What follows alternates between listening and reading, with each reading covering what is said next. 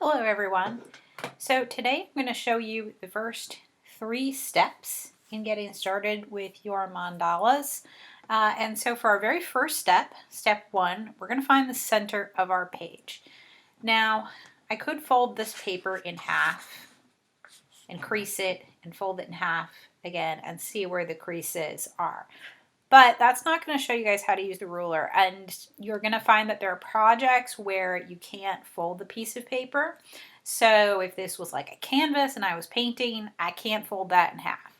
So I'm going to show you guys how to use the ruler to find the center. So the first thing I'm going to do is to measure along the top of the page with my ruler. And so this piece of paper is 8.5. So I need to divide that by 2 to get the middle of that. So obviously use a calculator if you need to, but I know that half of 8.5 is 4.25. So I'm going to make a mark at 4.25. So remember this medium-sized mark here is the 1/4 inch mark. And then I'm going to do the same thing at the bottom. So obviously the bottom is the same length. So I'm going to mark it 4.25.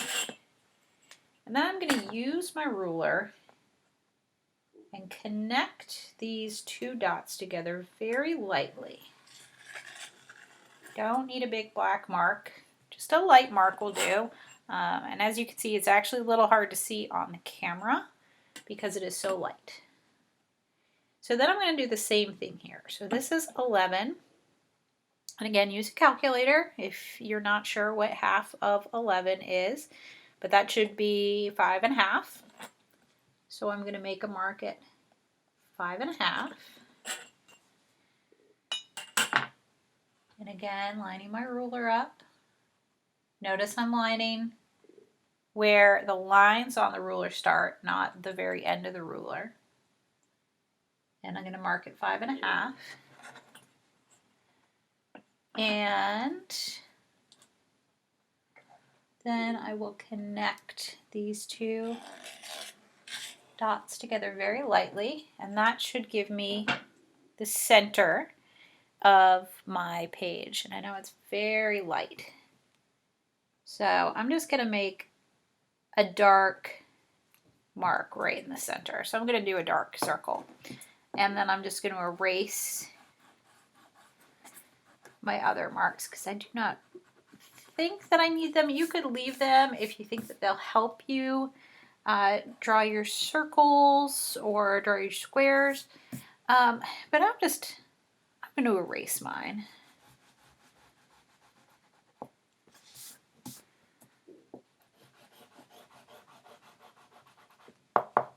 All right, so that was step 1. So now we are on step 2, which is making a perfect square. I did not give you the size. You can make a square whatever size you want. Obviously, it can't be bigger than 8.5 inches because that's the longest width of the paper. And then you would just pretty much, you wouldn't see the square anyway. So make it somewhere, in here so that you can see it. So I think what I'll do is a 4-inch by 4-inch square. So there's 2 ways that I could do that. I could try to figure out the math and measure out from the edges of my paper, but that sounds time consuming. So what I'm going to do is I'm going to draw this 4-inch square so that it's centered around my center point. Half of 4 is 2. So if I measure out 2 inches on either side of my center, I'll know where the sides of my square should be. And then I'm going to do the same thing in this direction. I'm going to measure out 2 inches in either direction. All right, so I've got my marks, but how do I make this square? Because I can hold my ruler up to the mark and have a really wacky angle at the top, and then it's not going to be a square.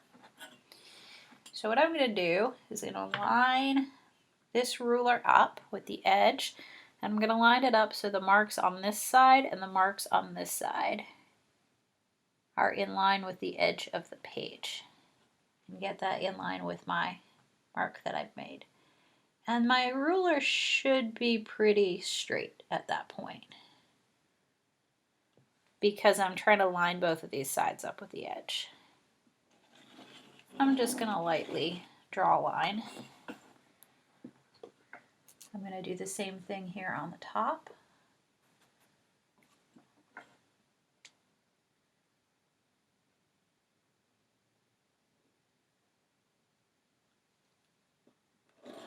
And I don't know quite how long this line needs to be until I connect these lines, so I'm just making it kind of light.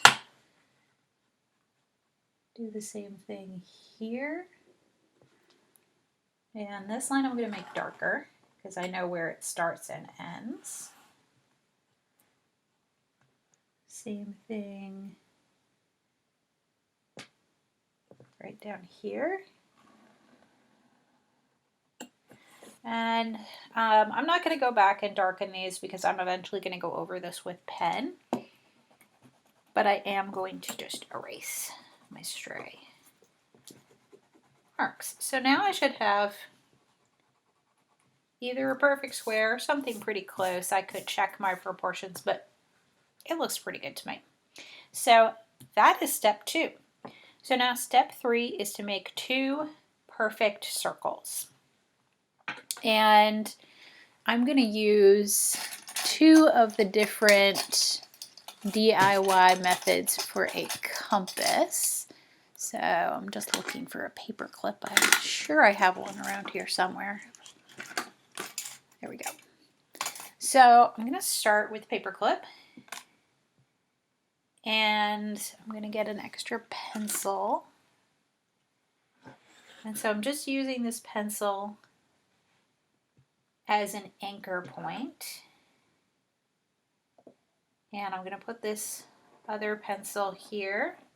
And I want to push it pretty firmly against the edge of my paper clip.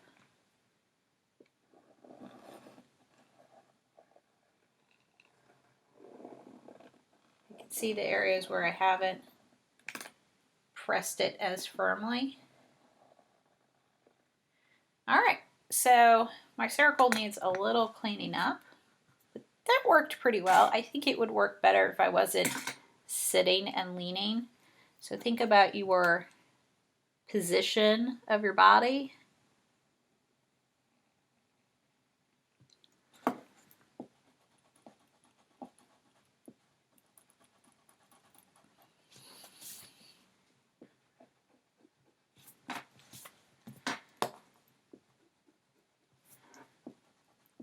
All right, that's good enough. I'll erase more of the stray marks when I have gone over this with pen. And then I'm going to use the third technique to try and create my own compass. And so for that, I'm going to need 2 pencils.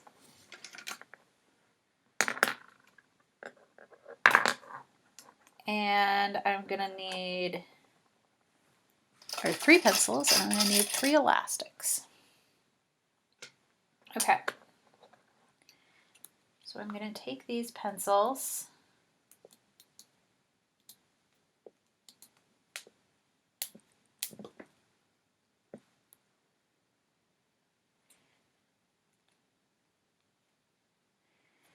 and I'm going to see if I have a smaller pencil. So this was really hard to see on the video, but you're just looping over both pencils like this with your elastic. And then opening this up and doing the same thing.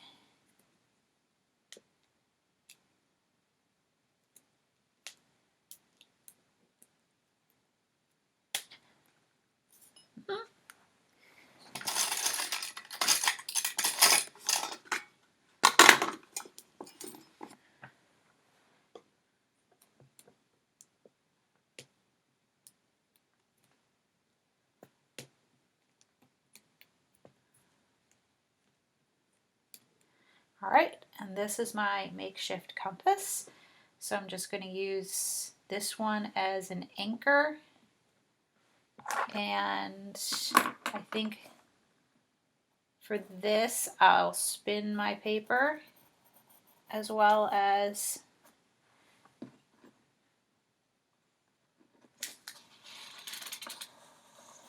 move my compass. Sometimes spinning the paper is a little easier. So again, you want to make sure you're holding the pencil that's in the middle really firmly because it's your anchor point. And just like that, we have another circle. So this worked really well, and I think this is good for like making smaller circles, but this was like actually better than using like a cheap compass, so I'm going to highly recommend this method to you. And that's it. That's steps 1 through 3. And so if you want to add more circles or squares or diamonds, just make sure that they're centered around this dot that we made in the center of the page. But you're welcome to add any more circles before we go in with step 4 next week, which is going to be to start filling in this space with designs.